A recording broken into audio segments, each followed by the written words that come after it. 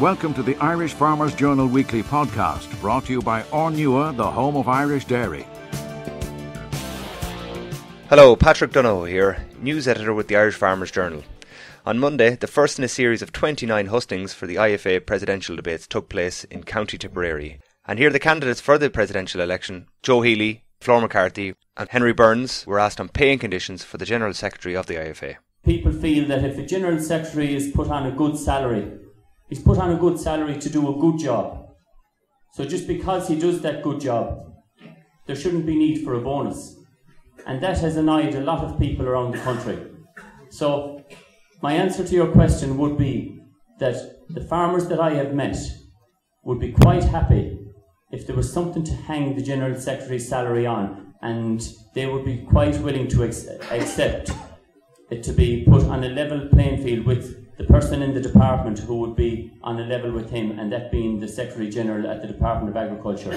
And right now, that General Secretary, without knowing the absolute figure, but it's, I think, about 180, 190,000. We need, for a start, we're happy for a fixed term contract, 4 years, subject to review. It won't be a long term contract like previously existed. We won't be following that traffic in. We'll hire our man. If he isn't suitable, he'll be on a fixed term. Obviously, he will cost money. Probably linking to the Secretary General of the Department, that would be a good idea. But foremost, we must get a man that can do the job and for a term. Obviously, his term and his contract will be renewed if he works so successfully. He will have to be a man that's willing to communicate, willing to talk to people. I think that message is coming across even here tonight, loud and clear. The people want their views taken on board. We have to get a decent, qualified man. And on the first round of advertising, we don't get a candidate that's suitable, we have to go back and advertise again. The General Secretary is important and all that, but the buck stops with the elected, us lads that are elected. We're the farmers, we're the members, we're the bosses. That's the first thing, okay?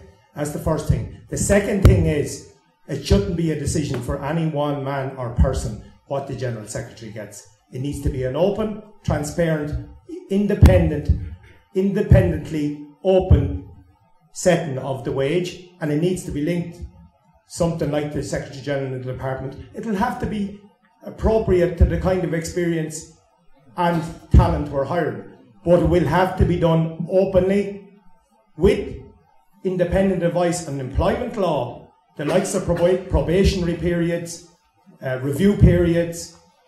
Those kind of things will have to be built in. And here, each of the three candidates, Flor McCarthy, Joe Healy and Henry Burns, outline why you should vote for them. I think I have the experience, the track record, the drive and the ability to drive this organisation forward over the next number of years. We need somebody with a proven track record, a record of delivery, which I have as Rural Development Chairman and also as County Chairman over 20 years ago. So I have 20 years involvement at top level within IFA. I have the necessary experience which any man taking up this position will need to lead the organisation forward. I know where the problems are within the organisation already, so I'm ready to hit the ground running. And I would also like to thank Rory DC for attending my launch in Mayo on last Friday night. It was great to see a man of his standing within the whole association, son of Ricard DC and TJ Maher, two massive Tipperary men that has led this organisation over previously. To think that we could follow in their footsteps to massive honour. So that's the reason I feel I have the experience and the track record necessary to lead this organisation forward over the next number of years. Thanks, ladies and gentlemen, and I appreciate the questions they gave us here tonight. Thanks.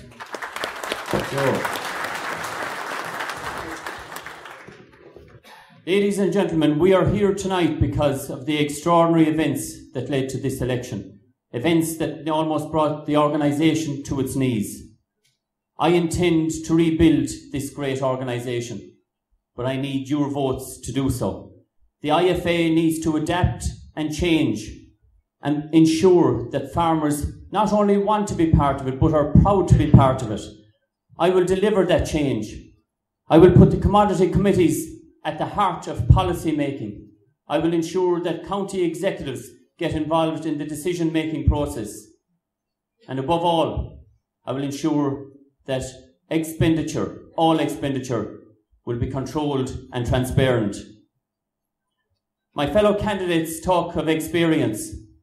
Okay, I haven't been on council for the last few years, but I have 25 years of experience at leading farmers at local, national and European level. I am the only candidate to have led a national organisation, Macra na Feirme. I am the candidate that can and will drive the change that IFA needs. Give me that opportunity. Give me your vote. Thank you very much. Look, I just want to say again, thanks for everybody and thanks for everyone for having the patience and listening to us answer those questions. But look, what I'm going to say to you is, I've put my heart and soul into IFA over the years.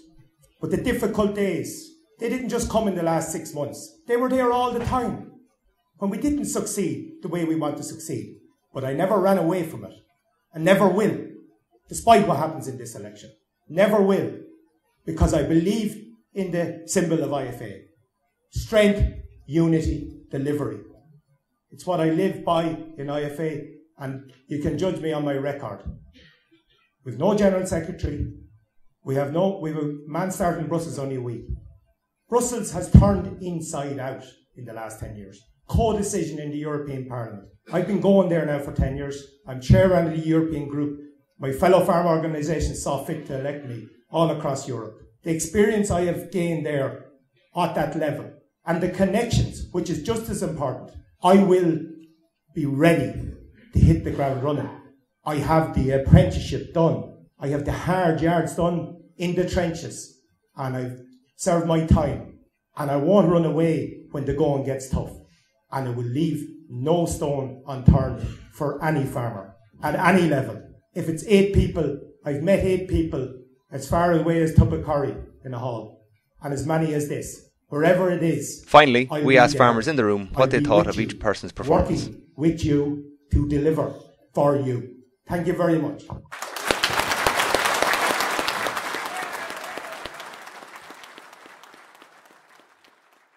Timothy Doherty is the name. I'm from Knockcross Grey. The 3 candidates were very impressive, I thought.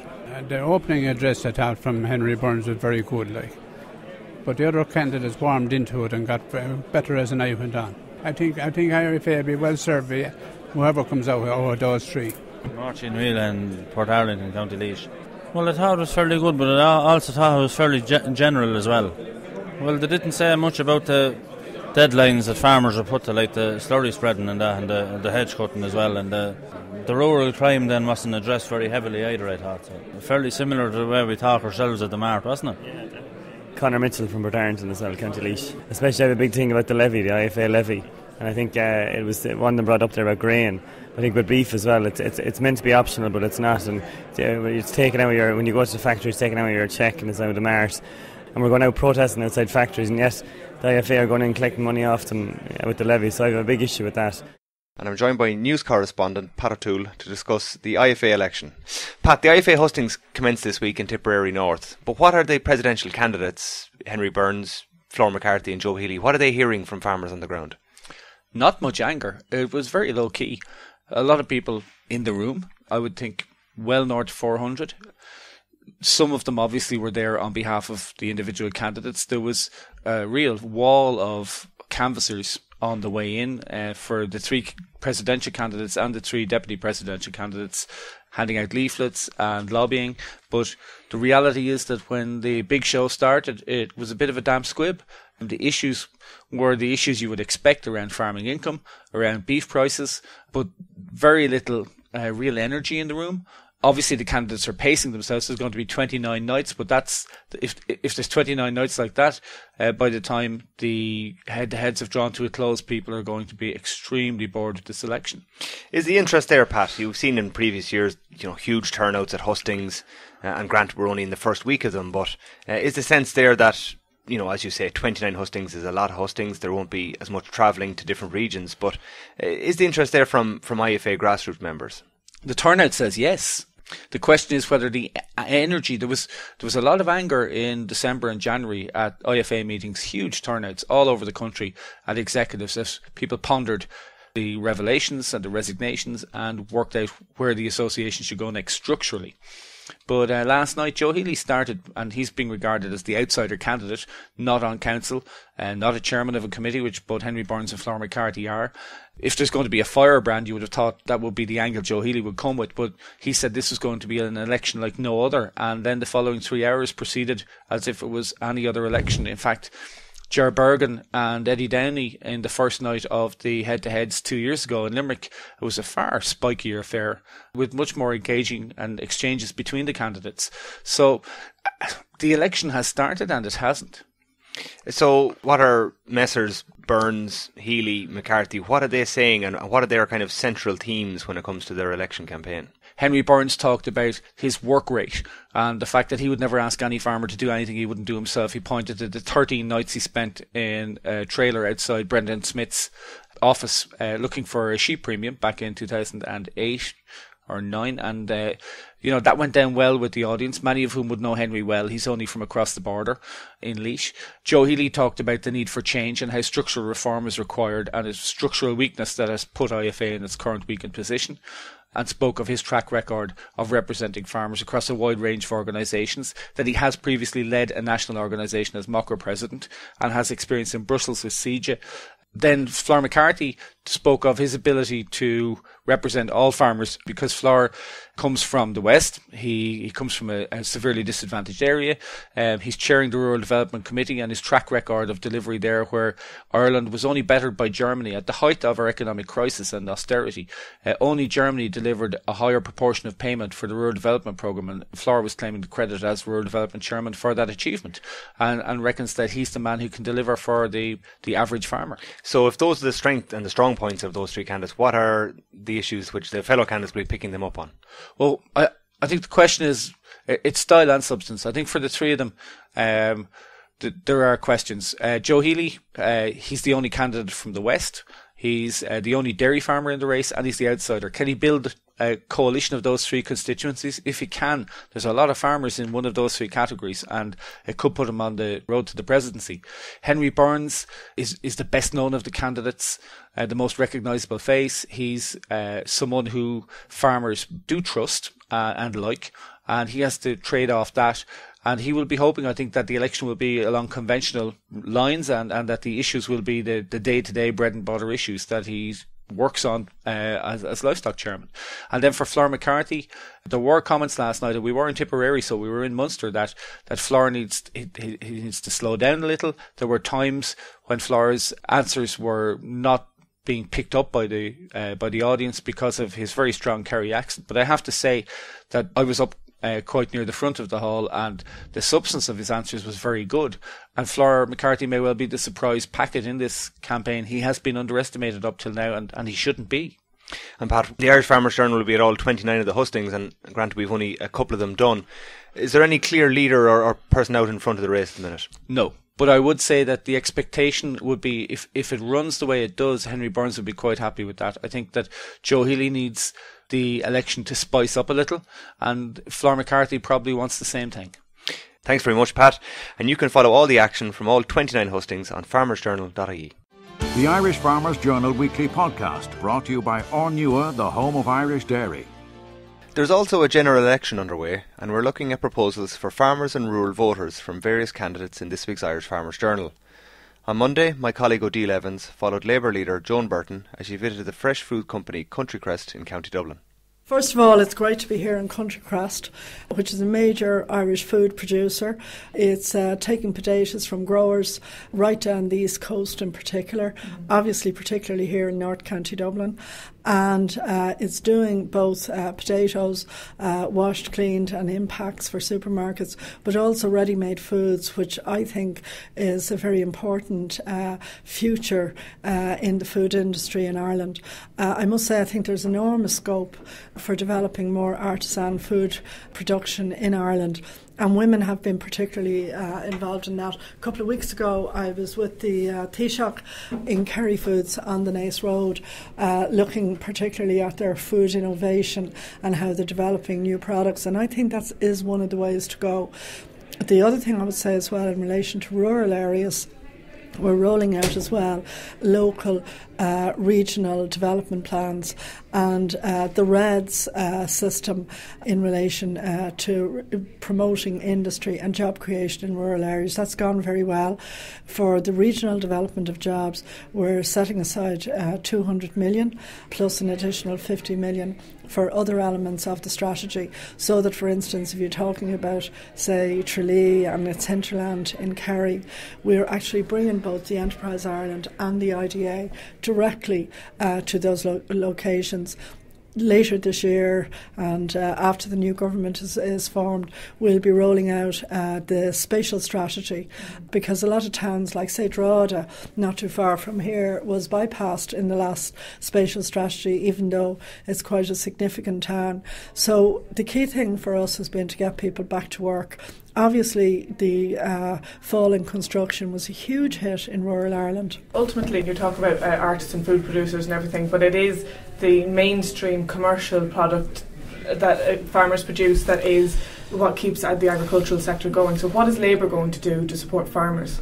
Well, what we would like to see is more security around primary prices, and I know it's been very tough at times for milk producers, notwithstanding the fact that the market is now open and a lot of ambitious young producers will be expanding their output. But price is a factor, and price is obviously a factor, for instance, in relation to potatoes and ordinary vegetables, you might say, like carrots, and it's very hard when you see in a supermarket vegetables that may have cost a lot being sold as a loss leader at a very low price, and there is an issue there.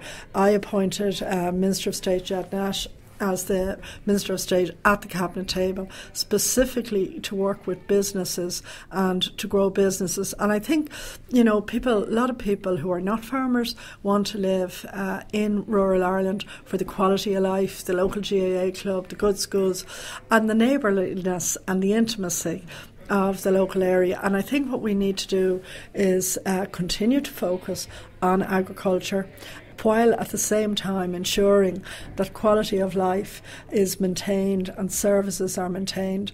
And I think then it's possible to have the best of both worlds. Odile also attended the launch of Sinn Féin's election manifesto earlier this week. This is councillor Rose Conway-Walsh presenting the party's farming policy. We have a pilot scheme for €5,000 grant towards relocation of costs for rural resettlement. So people who want to come back and live in rural Ireland and people who want to return from abroad, whether that be to care for their elderly relatives or to set up a business in rural Ireland, we will have that grant towards them. We will do a pilot scheme to make sure that works for them. We will invest an extra 1.2 million in rural transport investment. We will retain domestic turbary rights for families. We will have fairness for farmers.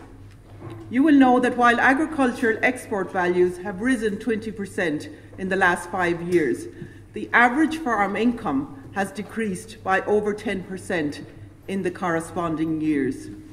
The average income on cattle and sheep farmers in the West and the North West region is less than €10,000. In government, Sinn Féin will restore 5 million of the farm assist payments that have been cut in recent years and create an additional 500 places on the Rural Social Scheme. Michelle O'Neill, our Minister for Agriculture in the North, has showed what can be achieved for farming when a proactive minister is in charge. She fought hard for a more equitable and fair allocation of the single farm payment.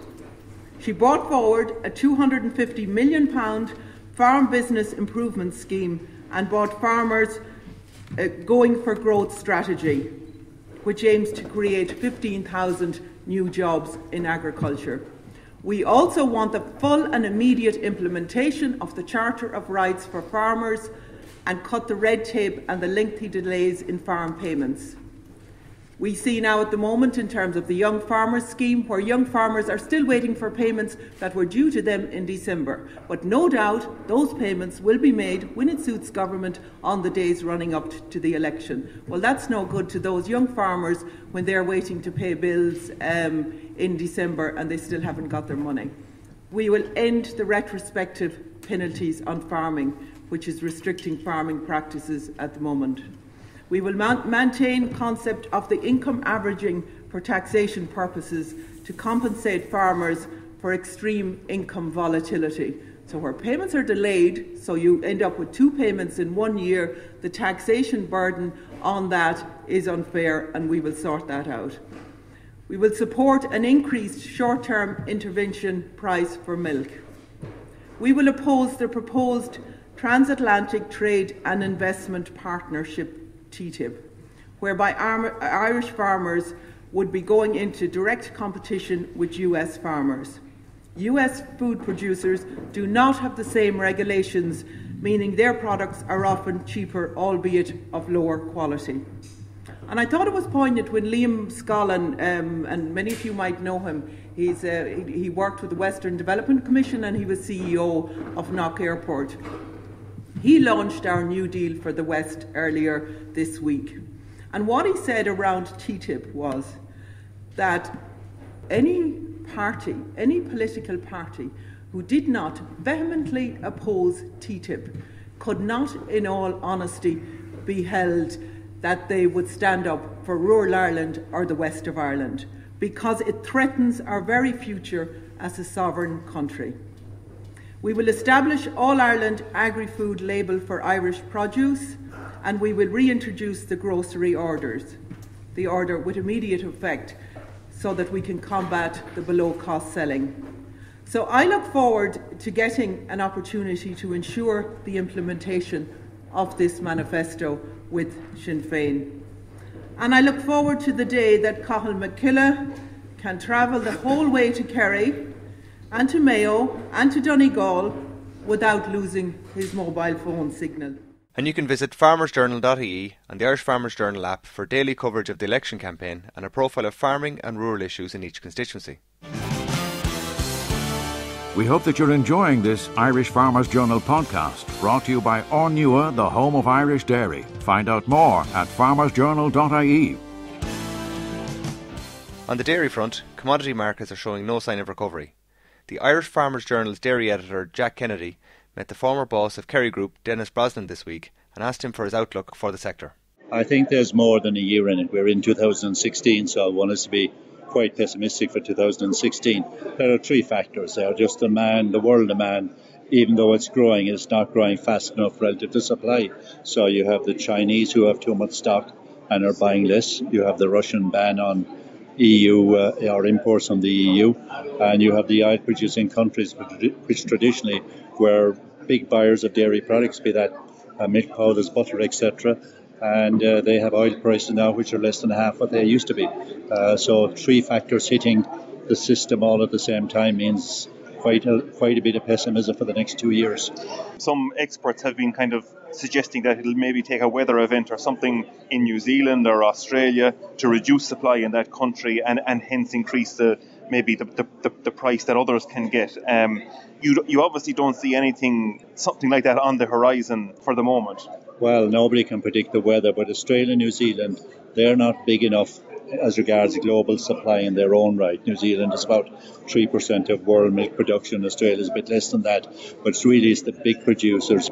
The EU has 20% of global output. The USA is about 15%.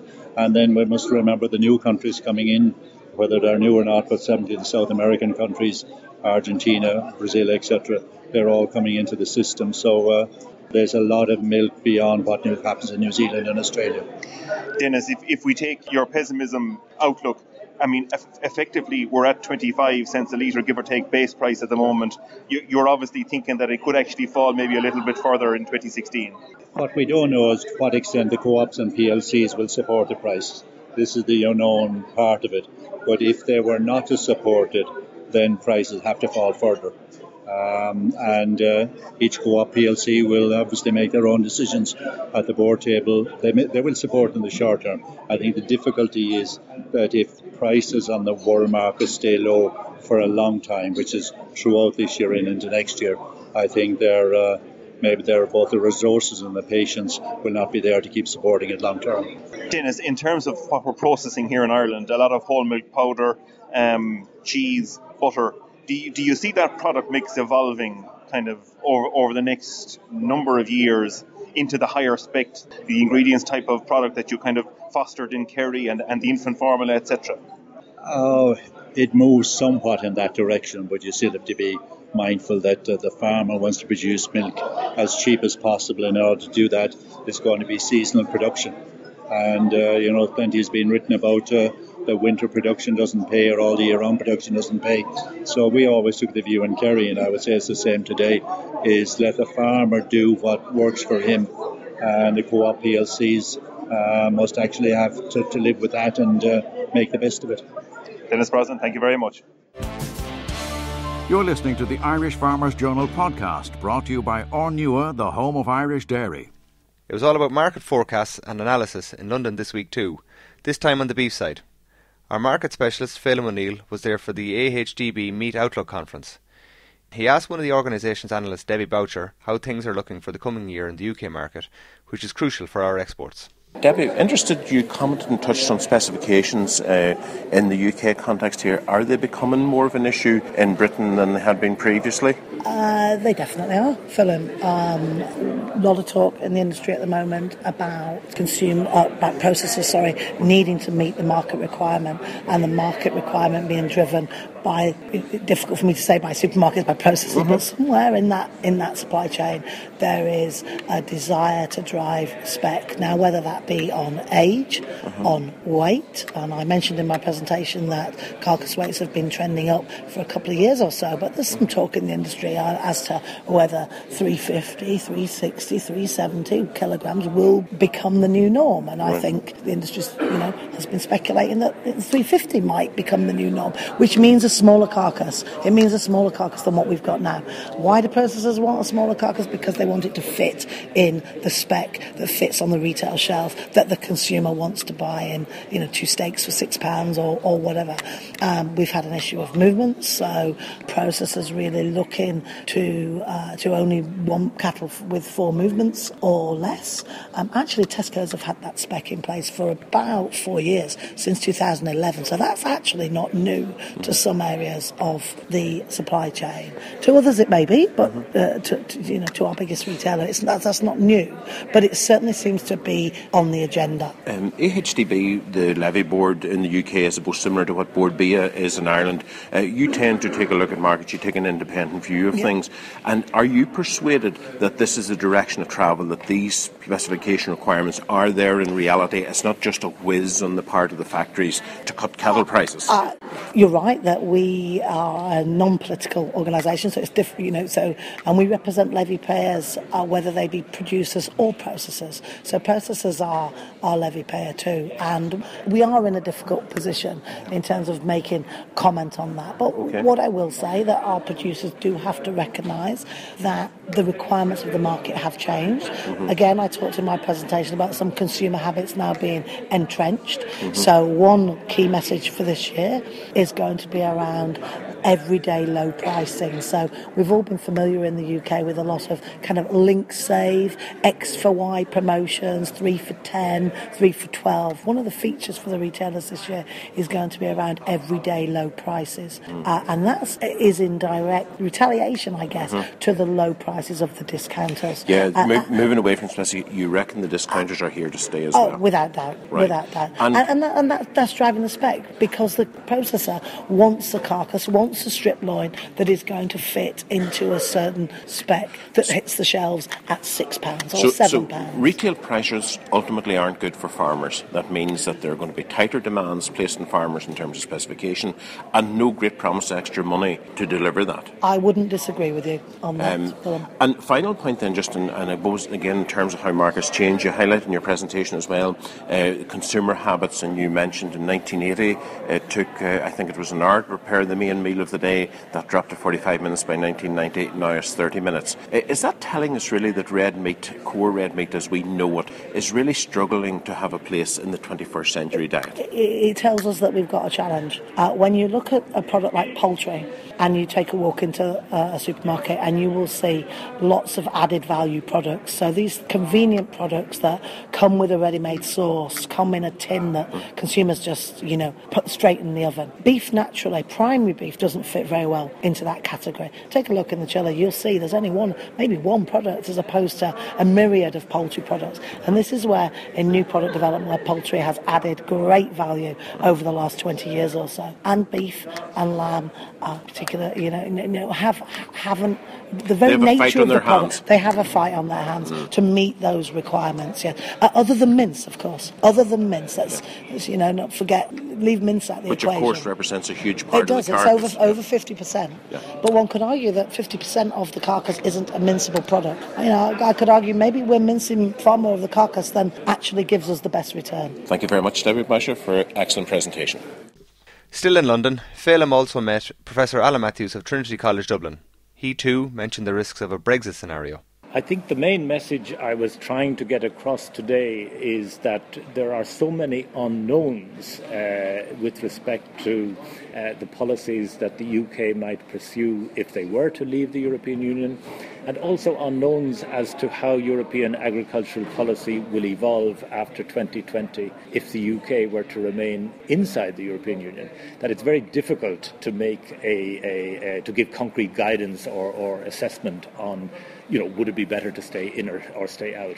I think the main message is that if the British people voted to leave the European Union, it would introduce a period of great uncertainty, both for agricultural policy, for trade policy, for regulations and so on. And that would also spill over for us in Ireland in terms of our trade in agri-food products with what is still our largest single market. So it would be a case, do you think, of swapping stability for uncertainty? Well, certainly there would be uncertainty for a number of years while it became clear what agricultural policy would the UK pursue after a Brexit. Would it continue to support its farmers? Would it have free trade with countries like Brazil, with the United States, with Australia, New Zealand? Would it change its regulatory structure? Would it allow GM crops to be grown?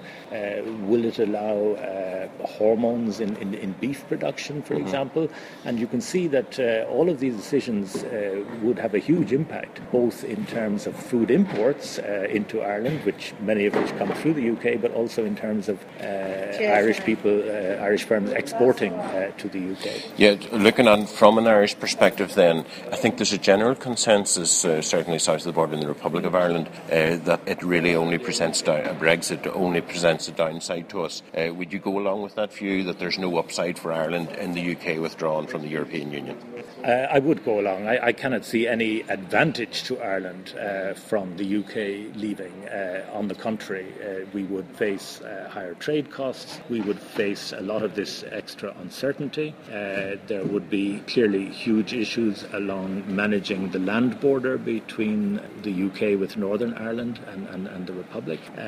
So I can only see negatives from an Irish point of view. So whilst there's nothing really that Ireland could do to influence the decision in the UK, we certainly would be hoping that Britain decides to vote to retain its membership. I think if you look at the position taken both by Britain's partners in Europe, including Ireland, but also by its friends outside Europe, I can't think of any single country that is encouraging the British people to vote to leave. Professor Matthews, thank you very much. The Irish Farmers Journal Weekly Podcast, brought to you by Ornua, the home of Irish dairy. Now, let's hear from Ireland rugby legend John Hayes, who contributes to Irish country livings during the Six Nations. He reflects on the career of former teammate Paul O'Connell, who retired from the sport this week. What was he like to play with? Brilliant, he's only word. He kept you on your toes.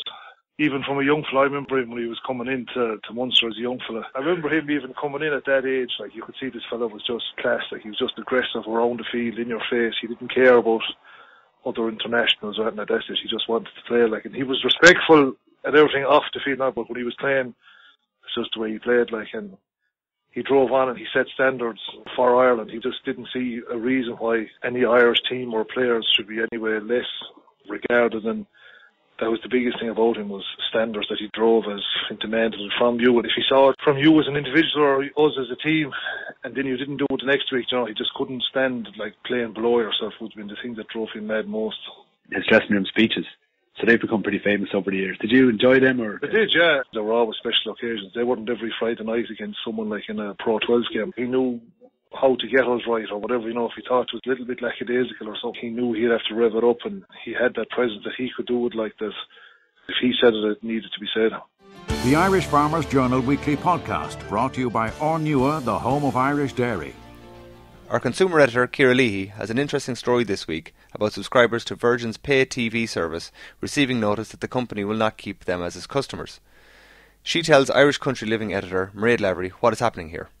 It's never easy to say goodbye, and these were the words that greeted Virgin customers this January, and we're talking approximately 17,000 customers got this letter. And are most of them in rural Ireland, Ciara? Yeah, well, we're assuming that they are, because I'll explain in a minute why, because of the network that they're on. But basically, they were all told that due to a licensing expiration, that Virgin would no longer be able to provide that TV service after April 18, 2016. So, right, look, if you got this letter in the post, especially if you were a loyal customer of Virgin, who were previously known as UPC until last year, you'd understandably be annoyed and a bit confused as well. Why are they saying goodbye then? Okay, so Irish Country Living, we got cracking on this issue, and our first port of call was Comrag, the Commission for Communications Regulation, and almost immediately it became clear that, look, although it's understandable consumers would be annoyed, the issue does appear to be outside of Virgin's control. Basically what's happening is that it's affected customers that are receiving their TV service via an MMDS line, which is a multi-channel, multi-point distribution system. Now, essentially, it's a broadcast TV platform for those that can't get cable TV. And you asked me earlier, would this be affecting people in rural Ireland? Look, it doesn't take a genius to realise that most of those households would be based out in rural Ireland, because they are the households that can't get that cable TV. Exactly. Yeah. And now things are changing with that line. Basically, it comes down to EU legislation. It requires each member state to make this band available. So it's gone, the band has gone into doing something different. It's an EU regulation. Absolutely. And Virgin have to kind of stand by whatever the regulations are. It is basically assumed that it's going to go onto mobile 4G networks. They're going to be using that band. Virgin can no longer use it. All right, so we know now why this is all happening, and we know it's outside of anyone's control, but it still leaves 17,000 families without a TV service in about, 6 or 7 weeks' time. Absolutely. So, I mean, you've taken a lot of the hard work out of it in terms of giving people what the options will be. Absolutely. So what kind of options are we talking about? So basically our case study that we looked at was a reader in West Limerick, and we were really happy to report that there was 4 or 5 options that they could look into. Currently their line rental, broadband and landline is with IFA Telecom, and they're really happy with that setup. So one option is to stick exactly as they are and simply change their TV to Sky, which is available in their area, and that would actually start working out cheaper than their current package with Virgin at the moment. Another option was to change their broadband and calls to Pure Telecom, which would also work out cheaper. And then they could totally change their setup altogether, and they could go for a triple play option. And triple play is basically where one company will provide all your broadband, your TV and your phone. So Sky would be able to do that for them, as will Air. And in fact, Mairead, we worked out that while this family is paying currently €1,260 a year for their current setup, if they were to opt for the Sky introductory package, that would come in at €588 in the first year, which is a massive saving of €672. And the second year? The second year, that introductory offer would be gone, and they'd be spending €954, but that's still a saving of over €300 for them. So what would you advise people to do then? I mean, you've done that work on that particular case. Absolutely. So everyone will have a different story to tell here. Yes. What are the 3 steps that they need to take? You need to go onto a cost comparison website to see what is the best. It's basically taking the hard work out of it for you. You don't want to be going away ringing absolutely everybody. They will first of all, either bonkers.ie or switcher.ie will help you find out what is available. And do you talk to a real person there, do you? Well, you can go online and you can talk to a real person. You also need to look at what you're paying at the moment to see what you can do in regards to your savings. But you also need to look at items such as the download speeds, your upload speeds in regards to your broadband. That all sounds awful complicated, Ciara. It is awful complicated, Mairead, but you could sit down, get this done in an hour, and you could be saving €672 a year. This is all that's why is there any shop I can go into? Is there any human being that I can meet? This is the real life where everything is done online. This is just the reality of what it is. And if I do nothing, what's going to happen? If you do nothing, on April 18th, you are going to be facing a blank screen. And what about Serview then? Now, there is the option of going with Serview. Serview is going to be one installation fee of about €250. Right. Basically, you'll pay that amount and then you will get your bog standard TV and whatever else is available to you on the network in your area. And that is another option, that you literally just get Serview and you stick with what you already have in regards to your phone and TV. All right. Well, listen, in this week's journal on Country Living, you have the whole gen on this. Yes. You have all the information, you have the cost comparisons, and you have the contact details. Absolutely. And we'd be very interested to hear of readers and their experience of what they're doing. We'd love to hear from readers to hear what's happened in their area, and we would certainly welcome that information. And they can contact you, Leahy at farmersjournal.ie, or contact Ciara Leahy, the Farmers Journal, Farm Centre, Bluebell, Dublin 12. Absolutely. We really would like to follow up on this. Thank you very much, Ciara. No problem. Thank you. We hope that you're enjoying this Irish Farmers Journal podcast, brought to you by Ornua, the home of Irish dairy. Find out more at farmersjournal.ie. Finally, Mairead met garden historian Jennifer Harmer at the recent Snowdrop Gala, and she tells us more about the best loved flower of the season. The question I want to ask you is, why do we get so addicted to the little snowdrop? I think it's because it grows up in the depths of winter, the coldest, miserable days. That's what it was for me. I'm an all-the-year-round gardener, but in January, late December, all there is in the garden are witch hazels or something like that. And to go out and see this little white magic penguins coming up through the ground is wonderful. But they're so brave, aren't they? They're wonders of nature. Absolutely. They come through snow, ice, they don't care. They can be frosted, flattened and perk up by lunchtime. They just don't like these really warm, wet winters. And they're wonderful to keep growing. To plant a little bunch, next year there'll be more, the year after, the year after. And also if you pick them, you don't smell them in the garden. But ones like Arnott and Atkins smell absolutely beautiful. Really? So just pick a few and have them in a little pot on the kitchen shelf, and they're lovely. Well, thank you very much, Jennifer, and welcome to Ireland. Thank you. Thank you. The Irish Farmers Journal podcast, online at farmersjournal.ie, on the Irish Farmers Journal app and on iTunes every Thursday. Brought to you by Ornua, the home of Irish dairy.